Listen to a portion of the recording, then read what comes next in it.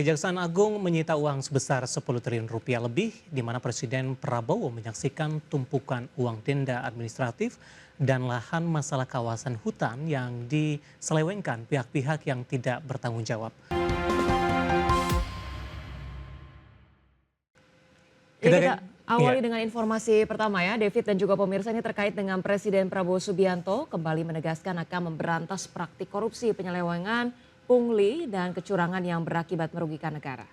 Ya, Kejaksaan Agung menyita uang sebesar 10 triliun rupiah lebih, di mana Presiden Prabowo menyaksikan tumpukan uang denda administratif dan lahan masalah kawasan hutan yang diselewengkan pihak-pihak yang tidak bertanggung jawab.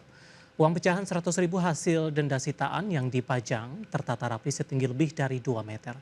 Penyerahan uang tersebut diberikan langsung oleh Jaksa Agung Esti Burhanuddin kepada Menteri Keuangan Purbaya Yudi Sadewa sebagai pengganti kerugian negara. Uang tersebut terdiri atas 3,42 triliun rupiah dari hasil penagihan denda administratif kehutanan oleh Satgas Penertiban Kawasan Hutan dan 6,84 triliun rupiah hasil Satgas PKH untuk pajak PBB non-PBB.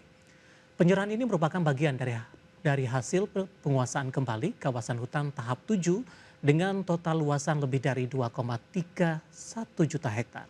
Presiden mengungkapkan dirinya mendapatkan laporan soal temuan uang tidak jelas dari koruptor dan pelaku kriminal sebesar 39 triliun rupiah. Selain itu, Presiden Prabowo juga menyebutkan masih ada uang ribuan triliun rupiah dari kekayaan alam Indonesia yang harus diselamatkan. Padahal ini baru sekelumit kekayaan yang berhasil kita selamatkan. Perjuangan masih susah. Masih ratusan triliun. Masih ribuan triliun yang harus kita selamatkan. Pertanyaan nanti banyak pihak, apakah bisa? Jawabannya adalah bukan apakah bisa. Jawabannya adalah harus bisa.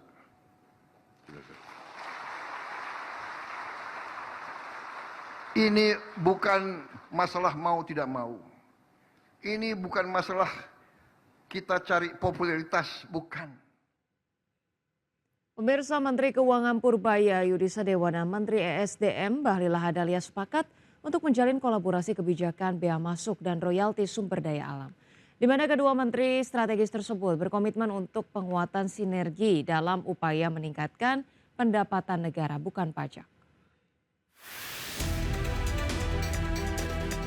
Menteri Keuangan Purbaya Yudi Sadewa dan Menteri Energi dan Sumber Daya Mineral Bahlil Lahadalia telah sepakat untuk menjalin penguatan sinergi kebijakan antara kedua kementerian, terutama dalam upaya meningkatkan pendapatan negara bukan pajak atau PNBP, mempercepat swasembada energi listrik hingga pengembangan program listrik desa.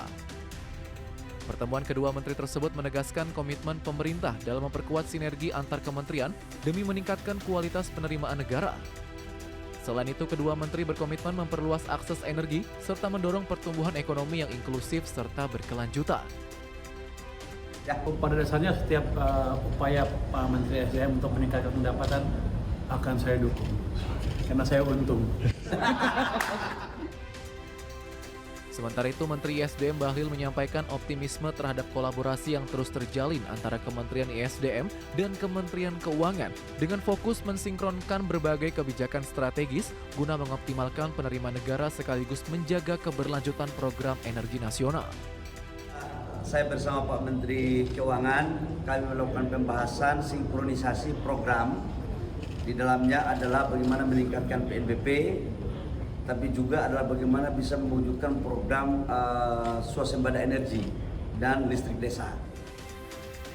Di sisi lain, penataan potensi pendapatan negara di sektor ISDM perlu dilakukan secara terintegrasi agar mampu memberikan manfaat maksimal bagi pembangunan nasional. Dari Jakarta, Raharjo Patmo, IDX Channel. Informasi selanjutnya, pemirsa, Mahkamah Konstitusi resmi memutuskan Ibu Kota Negara Indonesia tetap berada di Jakarta. Keputusan MK ini menyusul belum adanya keputusan Presiden atau Kepres terkait dengan pemindahan Ibu Kota Negara.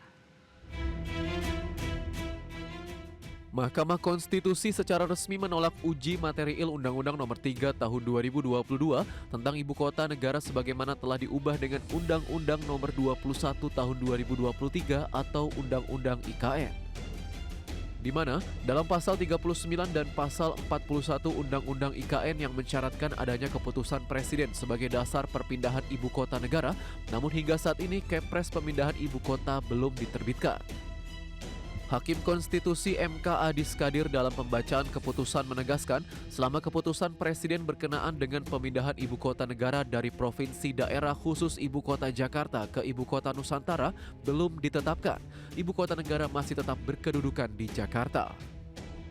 Yaitu selama belum ditetapkannya keputusan Presiden tentang pemindahan Ibu Kota Negara, Jakarta tetap berkedudukan sebagai Ibu Kota Negara Republik Indonesia demi menjamin kepastian dan kesinambungan struktur ketatanegaraan. Terhadap persoalan konstitusional yang didalilkan pemohon tersebut, Undang-Undang 3 Tahun 2022 merupakan ketentuan yang timbul dikarenakan ketiadaan undang-undang yang secara khusus mengatur tentang Ibu Kota Negara di Indonesia. Dalam hal ini, norma pasal 39 ayat 1 Undang-Undang 3 tahun 2022 menyatakan kedudukan, fungsi, dan peran Ibu Kota Negara tetap berada di Provinsi Daerah Khusus Ibu Kota Jakarta sampai dengan tanggal ditetapkannya pemindahan Ibu Kota Negara dari Provinsi Daerah Khusus Ibu Kota Jakarta ke Ibu Kota Nusantara dengan keputusan Presiden. Kondisi ini berimplikasi terhadap keabsahan tindakan-tindakan pemerintahan termasuk penerbitan keputusan penyelenggaraan negara, kegiatan penyelenggaraan negara, dan pelaksanaan administrasi pemerintahan. Di mana pemindahan Ibu Kota Negara baru benar-benar dianggap berlaku dan mengikat secara substansi ketika Kepres tentang pemindahan IKN telah ditetapkan oleh Presiden. Dari Jakarta, IDX Channel. Pemerintah telah menetapkan kawasan ekonomi khusus atau KEK sektor keuangan berada di kawasan Provinsi Bali. Ya, di mana KEK Keuangan Bali ini ditargetkan menjadi pusat keuangan dunia atau Indonesia Financial Center. Menteri Investasi dan Hilirisasi sekaligus CEO Danantara Rosan Ruslani secara khusus meninjau pembangunan kawasan ekonomi khusus atau KEK Keuangan yang berada di Bali.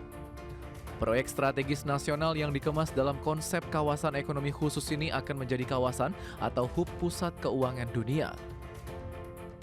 Di mana pengembangan Indonesia Financial Center atau IFC sebagai langkah awal menjadi Bali sebagai hub sektor keuangan yang bisa membuka peluang masuknya investasi global sekaligus menciptakan lapangan kerja.